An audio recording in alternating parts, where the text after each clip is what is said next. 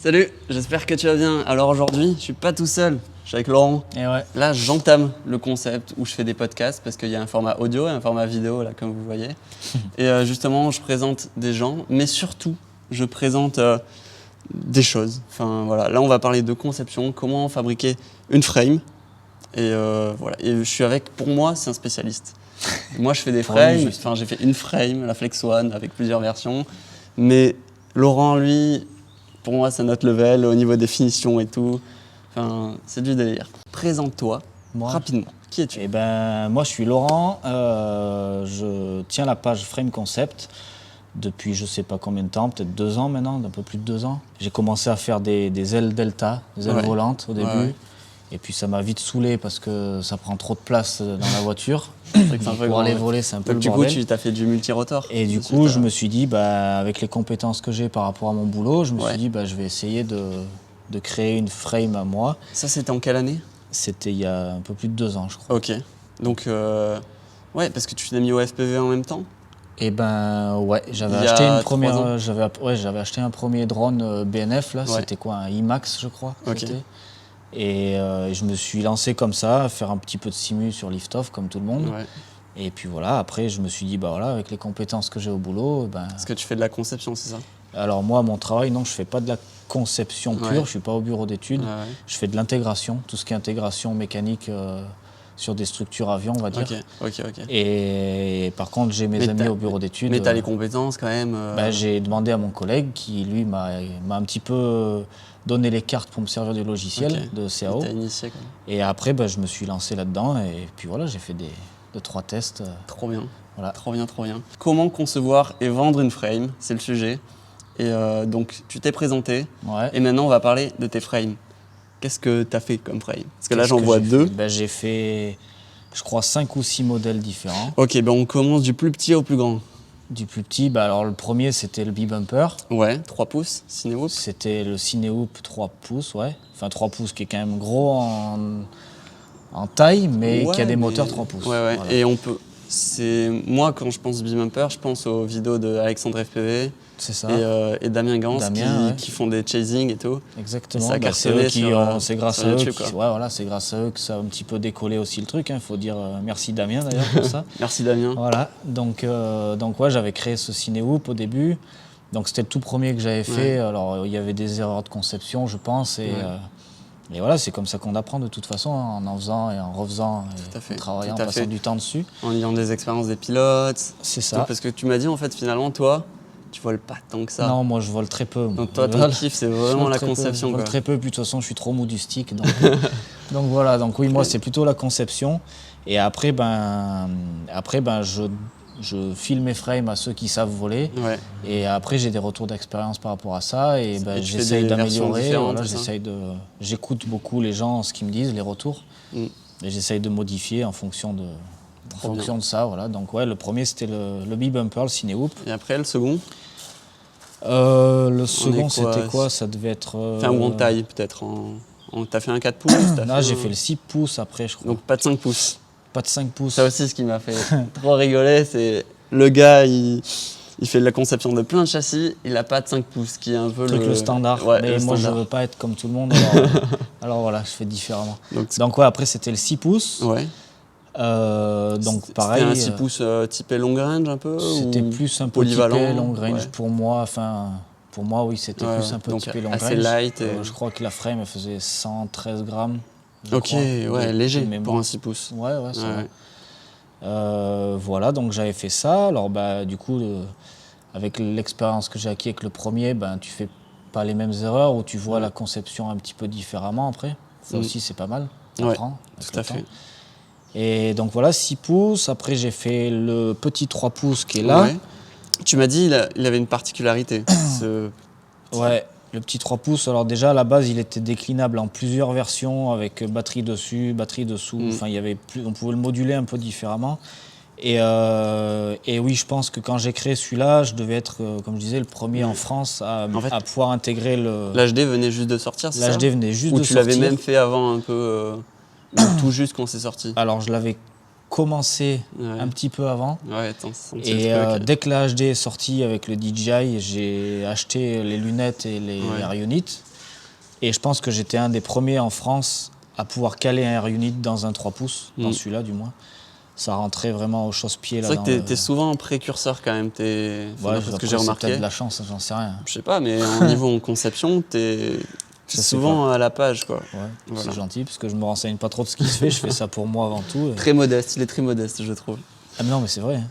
Et ouais, pour rentrer le Vista là-dedans, j'ai réfléchi, pas le Air Unit, pardon. Ouais. J'ai réfléchi sacrément. Du coup, le Vista rentre aussi.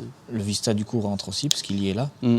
Et je me suis calé En plus, il a le peut-être GPS. une heure, peut-être une bonne heure à regarder ma frame, Ouais. à me dire comment je vais faire passer tous les fils de la vidéo, les C'est fils ça. de... Là, C'était le c'est bordel. une entretoise de... C'est de 25 mm. Devant, je crois que c'est 25 et derrière, c'est 30 de mémoire. Ok, je crois que c'est ça. Et Ouais, puis non, c'est rentré, franchement, donc j'étais assez fier. Belle conception. Moi, pour ceux qui peuvent voir les images, c'est vraiment très propre. Les impressions, les découpes, enfin, il y a de la recherche, quoi. C'est pas juste une frame C'est comme pas- Shendron, qui font des très bons châssis, mais très basiques. Très, très basiques. Un peu plus recherché. Là, on est vraiment sur du haut de gamme. Enfin, Je suis trop maniaque. Tout ça. Du coup, après, t'as fait quoi comme Après autre celui-là, conception j'ai fait... T'as fait un 7 pouces, 8 pouces. Après, j'ai dû faire le... Putain, je me rappelle plus. Peut-être le 13. T'as fait le gros.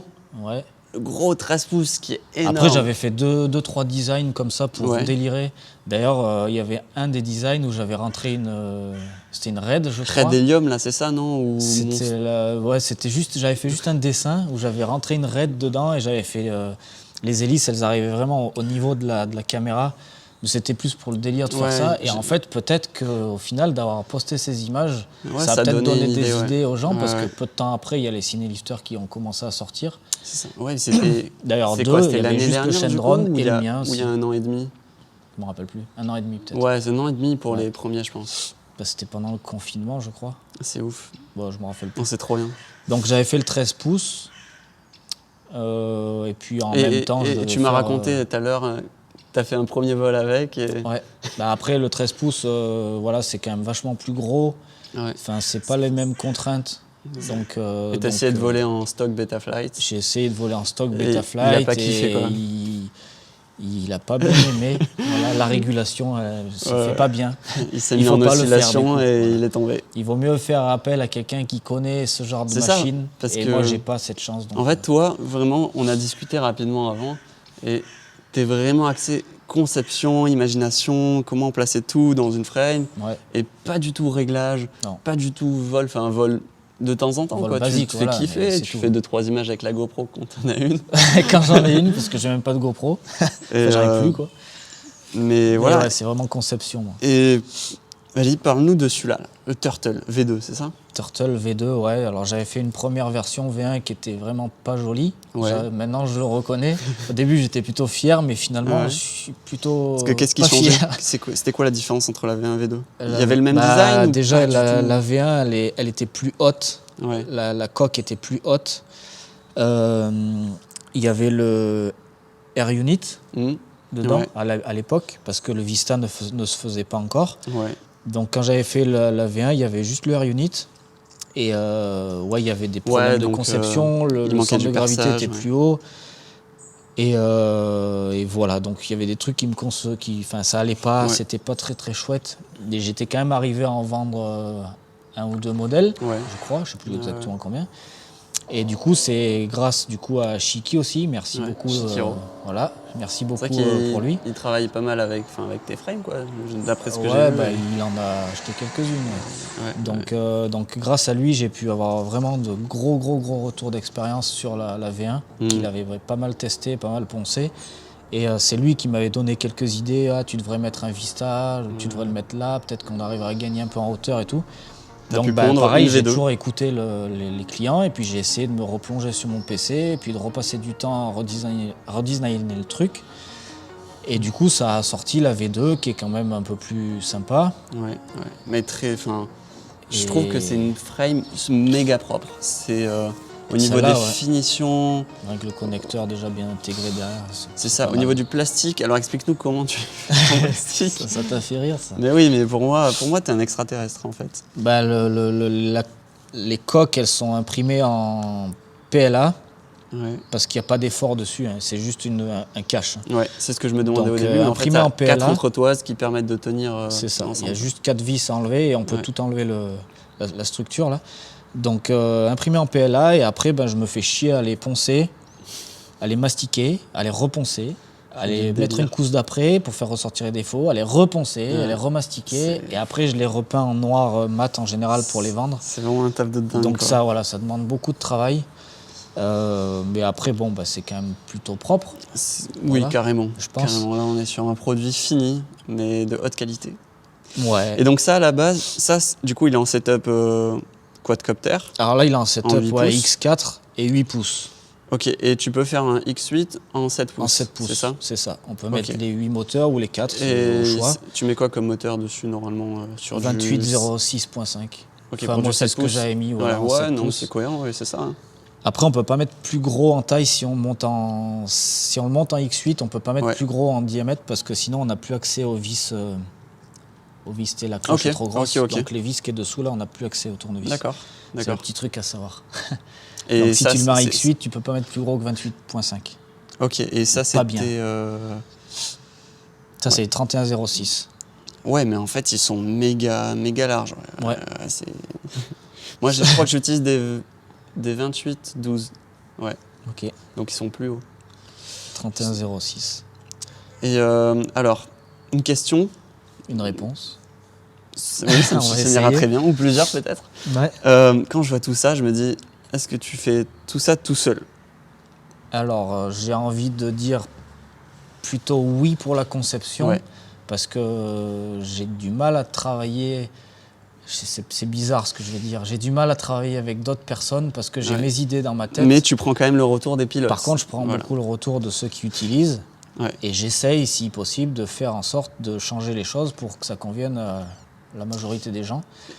Et pour Mais tout ce qui est par contre, tout ouais. ce qui est donc découpe carbone et tout ça, Ouais. là, au début, quand c'était tout le début, je faisais moi-même à mon boulot Ouais, entre midi et avec 2, une CNC. avec une petite commande numérique pour faire des premiers tests, des premiers trucs. Ouais. Par contre, il faut être réaliste, hein, faire découper en France, c'est 3 fois le prix que de chez les Chinois. Je suis Donc on a beau complètement dire, on a d'accord. beau cracher sur les Chinois, Et ils le font bien en plus. mais voilà, déjà ils le font bien. Mm. Quand on a trouvé un bon fournisseur, ils le font bien. Et voilà, donc tout ce qui est découpe carbone, je le cache pas, je le fais faire chez les Chinois. Ouais, Ça, j'ai fait c'est- pareil hein, voilà. pour la Flex One.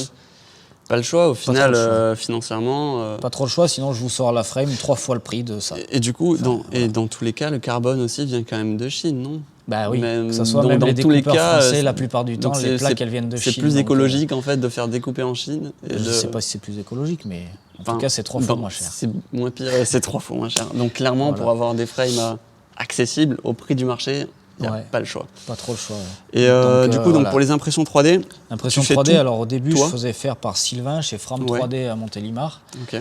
Et je continue de temps en temps à le faire travailler quand j'ai besoin. Ouais. Par contre, j'ai acheté une imprimante depuis quelques temps, Et c'est laquelle? Quel modèle? Sidewinder X1, Ok. que j'ai acheté à Ben FPV. Ok. Voilà. Et t'en Ben es- Tonight, c'est ça. Petite. Petite dédicace, donc elle marche très bien. Lui, il n'arrivait pas à la Ok. régler, moi j'y suis arrivé Ouais, nickel. Mais t'es bon en technique quand même. Hein, pour Donc, sortir des trucs comme voilà. ça. Et ouais, si. Donc je fais pas tout seul. Par exemple, le B-Bumper, Ouais. c'est pareil, je faisais découper les mousses. La mousse, ouais. Au début, je faisais ça moi-même à la CN, et puis finalement, Ouais. j'ai fait appel à une entreprise qui m'a fait de la découpe jet d'eau, et ça fait nettement ça, plus parce propre. Ça a un coût, c'est sûr, Mm. mais voilà. Au Donc, moins, je travaille tu pas peux- parce que forcément ça tout prend- seul pour je sais certains pas, trucs. Mais... Si vous vous rendez compte, mais faire des frames, les vendre, ça prend un temps de fou. C'est. Ouais. Enfin, on peut pas gagner. Nous, on peut pas. Enfin, Non, moi, les on gens, peut- ils se rendent pas compte. Moi, je gagne pas d'argent sur les Flex One. Moi, j'en gagne toi, très peu, très c'est ça. peu. En fait, Vraiment très peu. tu peux pas marger si tu veux faire des trucs très propres, très C'est quali. vraiment plus par passion, là. C'est ça, c'est vraiment du kiff Faut dire pour la ce qui- conception. Ouais, voilà. Et du coup, comment tu les vends en direct sur ta Alors, page comment Facebook? je les C'est comme vends? que Alors, tu- ça, c'est un peu particulier parce que j'ai même pas de site internet. Ouais, Donc, moi, c'est plus par le bouche à oreille. ok. Et ouais, j'ai ma page Facebook, mais sur laquelle il n'y a aucun prix, il n'y a aucun tarif. Ouais. C'est vraiment artisanal. C'est hein, vraiment on est- plutôt artisanal. Après, bon, j'en ai fait quand même une petite série maintenant à force. Ouais, mais le Bee-Bumper et tout, tu m'as dit, t'en as Bee-Bumper, j'en ai plein, vendu quoi. un peu plus de 200, je crois. Ouais, ouais, ouais. En France, en plus qu'en Ceux-là, France, j'en et ai en Belgique. vendu peut-être 20, 25. Ouais, ouais. Ceux-là, pas beaucoup. Ça fait beaucoup. Mais, Enfin, ça fait, enfin, quand voilà, t'es ça tout fait seul, beaucoup de ça fait des travail. quantités. Hein. Ça Ouais. fait vraiment des quantités. Surtout quand tu fais ça dans ton salon. Ouais. T'as pas forcément d'usine de production. Et oui, j'avais une question aussi. Quand tu conçois, Ouais. c'est quoi tes priorités? Est-ce que tu as une priorité de prix? Je pense pas du coup. Est-ce que tu as une Non. priorité de polyvalence, ou tu veux un truc très solide, ou tu veux un truc atypique au niveau du design? Toi, tu taxes comment? Je maxe en fonction déjà de l'envie que C'est ça. j'ai dans la tête. Enfin, c'est bizarre à expliquer, mais Comment tu te lances par à exemple, faire une frame, celle-là, quoi? je me suis lancé, c'était plus un délire qu'autre chose à me dire, est-ce que je vais être capable de faire un multirotor X8 qui peut porter 1,5 kg Ouais. pendant 8 minutes à peu près, on va dire, de vol. C'était ça le Donc, challenge. tu t'es lancé dans la Et conception, après, et après je tu me lance dans la conception et puis je me laisse guider un petit peu au C'est ça, fil du temps. exactement. J'ai Non, pas un design Je prédéfini suis d'accord, dans en ma tête. fait. Moi, c'est pareil. Hein. C'est Ouais, comme voilà. la vidéo, en fait. Tu C'est ça, fais, faut tu te avoir laisses, l'œil ou tu te le- laisses porter, tu te laisses guider. Ouais. Et après, tu fais des erreurs, tu les corriges, tu C'est ça. essayes, tu mets les composants dans ta Ça se fait conception. petit à petit, exactement. C'est ça. Après, il faut partir quand même d'une base. Enfin, tu sais très bien que des moteurs, ils ont tel anthrax, tel truc, le diamètre C'est ça. d'hélice, ils font C'est tant. ça. Donc tu commences Donc, à dessiner comme t'as ça, les tu as contraintes. déjà les C'est premières ça. contraintes. Ouais. Et après, ça vient petit à petit. Hein. Ok. Je vais te poser juste 2-3 questions rapides sur le Turtle. Ce que tu penses qui est bien ou pas trop bien sur cette frame. Et après, on parlera de tes galères, parce que tu en as peut-être eu ou pas. Ouais. Donc, tu me disais tout à l'heure, moi, l'avantage que je vois, déjà, c'est un châssis super quali, méga propre, compact. Ouais, il est plus compact. Il est vraiment petit en taille. Super compact, super beau. Là, ça protège tout l'électronique, c'est trop bien. Moi, là, le petit problème que je peux voir, c'est au niveau du support cam. Ouais. C'est pas très accessible. Non, c'est sûr. Euh, Oui, ça, je sais ça. Mais, Ça, je sais, mais mais tu m'as dit, j'y par réfléchi contre, quelques nuits. Mais... pour mettre une vis en dessous, pas de vis, tu m'as dit, on peut mettre une attache rapide, et ça, c'est une très bonne idée. Ouais, moi, je pense que ce qu'il faut faire quand tu as quand tu as un châssis comme ça, c'est vraiment de mettre un plateau rapide dessus. C'est Là. ça, comme ça, tu mets. Je sais plus comment ça clips. s'appelle, il y a un nom, mais tu viens juste glisser ta cam, clac, ça se clip, tu verrouilles, et puis ça se tient très bien comme ça. Donc ça, c'est une super idée. Après, c'est vrai qu'on porte des grosses caméras. J'aime bien mettre des straps en plus, Ouais. au cas Mais où. tu vois, par exemple, des straps, là, Et- typiquement, on peut pas vraiment en mettre. Mais on peut quand même en mettre. Je pense quand même on peut en passer une dessous, mais... On peut, mais de toute façon, les straps, c'est toujours là, c'est au cas où. Ouais, c'est Au cas où, ça se dévisse Et un puis peu. de toute façon, comme je dis, s'il y a un client qui me dit j'aimerais pouvoir mettre des straps, je vais redesigner la plaque Ouais, de dessus et puis c'est je vrai vais que lui c'est faire une totalement plate. possible de faire une Voilà, plate. je veux dire, je suis pas fermé à ça. Après, moi, les peu de vols que j'ai fait avec les cams, que ça soit Shiki ou quoi, je sais qu'ils mettaient pas forcément Ouais, de strap. ils en mettaient pas du tout, Enfin ouais. voilà, ça tient. C'est vrai que j'en mets peut-être parce que je suis au début, je suis pas hyper confiant, je dis. Mais au pas prix de la faire caméra, ouais, on peut se C'est dire ça, faire une strap, attention. ça coûte rien. Et du coup, là, tu mets normalement des alpha gel. Les c'est ça plots alpha gel, Pour- 4 dessous là pour. Ça, c'est trop bien, je trouve. anti-vibratoire. Ça y est de base en plus, parce que pour moi, je trouve que c'est indispensable en fait, de mettre des alpha gel. Pour des grosses caméras comme C'est ça, ça, ouais, je quand pense tu que veux sortir ça, l'image. ça absorbe vraiment pas mal les vibrations. Ok, Donc pas trop le choix pour ça. ok. Et du coup, dernière question. Est-ce que Ouais. tu as des galères, tu as eu des galères, que ce soit à la conception, que ce soit à la production de frame, que ce soit avec tes fournisseurs, que ce soit... Des galères, on en a tout le temps, Ouais. ça c'est sûr et certain. Je pense que là où j'en ai le plus, c'est vraiment la conception, parce Ouais. que je suis pas un spécialiste de la modélisation 3D. Ok. Donc des fois, je me casse la tête, mais vraiment longtemps. Comment faire des choses Pour arriver à faire la forme que je veux. Par exemple, Ok. le Oui, carénage, ça, c'est- si on me demande de reprendre la forme, je dis C'est non. chaud. Moi Parce aussi, que j'ai passé quelques heures à le faire. J'ai et fait aussi de la conception comme ça en 3D en fait, parce que tout le reste c'est du 2D en c'est quelque plus ou moins sorte. du 2D. C'est En c'est quelque sorte. c'est ouais. l'extrusion. Pour les plates, oui. Mais Après, quand tu veux faire des supports en 3D avec des courbes, des trucs, c'est compliqué. c'est pas facile du C'est tout. la galère. Moi aussi, j'ai fait un peu de conception 3D, Ouais, ouais. mais je suis loin d'être un expert quoi. Et Moi c'est aussi, dur, c'est dur. Je sais que je suis loin d'être un expert. Après, c'est un peu comme si tu avais un bout de bois. Enfin, moi, je parle parce que j'étais tourneur-fraiseur avant. Ouais. Donc déjà, ça aide un petit peu parce qu'on quand tu es tourneur-fraiseur, tu pars par exemple d'un cylindre, et c'est dans ce cylindre que tu viens tailler tes pièces. Ouais, et c'est la En même fait, idée, tu pars de l'inverse. Au lieu de partir de rien et de dessiner, nous on part de quelque chose et on le resculpte entre guillemets. Moi je pars plutôt comme ça pour dessiner mes trucs. Donc par exemple le carénage, tu vas peut-être partir d'un cube rectangulaire. Donc toi tu l'as fait comme ça. Et après tu fais un peu comme ça. Enfin moi c'est la vision que j'ai. Après chacun a sa technique. Parce que moi du coup typiquement, moi je l'ai vu en termes de courbes et d'extrusion après de ces courbes quoi. Bah ouais, chacun son truc. Ouais.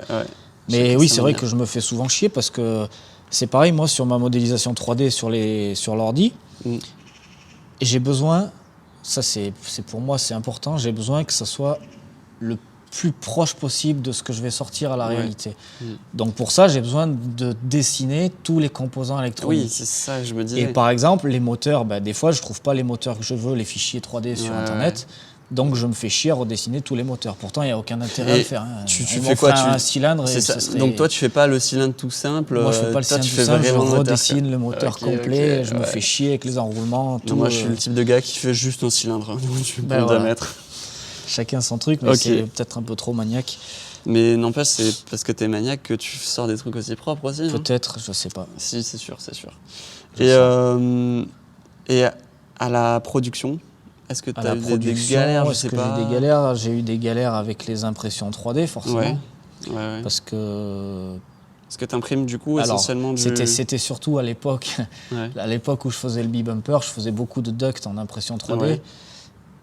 Enfin, que je faisais faire. Et vu que je suis tellement maniaque et que j'ai pas envie de livrer un produit avec un défaut, et j'ai souvent cassé les couilles à mon imprimeur en lui disant là je refuse la série, tu me la refais. Et ça c'est vraiment arrivé un paquet de fois parce qu'il y avait un petit fil une petite bavure, un truc qui n'était pas imprimé propre. Voilà, ça c'était vraiment... Alors je pense qu'il s'est pas mal arraché les cheveux. C'est ça, mais le client était content à la fin par contre, il avait un produit très très propre. Et c'est souvent comme ça, après les impressions 3D, c'est vrai que des fois on se fait un peu chier. Justement les impressions 3D, on va en parler juste après, parce qu'on va couper ça en deux. Parce que je trouve ça intéressant de parler 3D dans le FPV. C'est ça. Donc après, non... Et après, sur les ventes, par rapport à des clients ou quoi, est-ce que tu as eu les ventes, j'ai pas eu de problème. Des gens relous, Non. Parce que vu que c'est toi qui fais tout un peu, en fait, t'as la main sur tout, donc tu fais le contrôle qualité.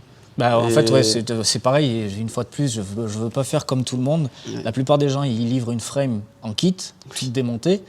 Et moi, c'est l'inverse. Je vends une frame qui est toute montée où tu n'as plus qu'à mettre. Elle est montée. Elle est toute préassemblée et tu n'as plus qu'à mettre tes cartes, juste mettre les 4 écrous et c'est terminé. Donc ça, c'est vraiment un truc qui me prend aussi énormément de temps de les monter. Je veux dire, quand tu as 200 B-Bumpers à mettre 70 vis par machine et tout, c'est compliqué.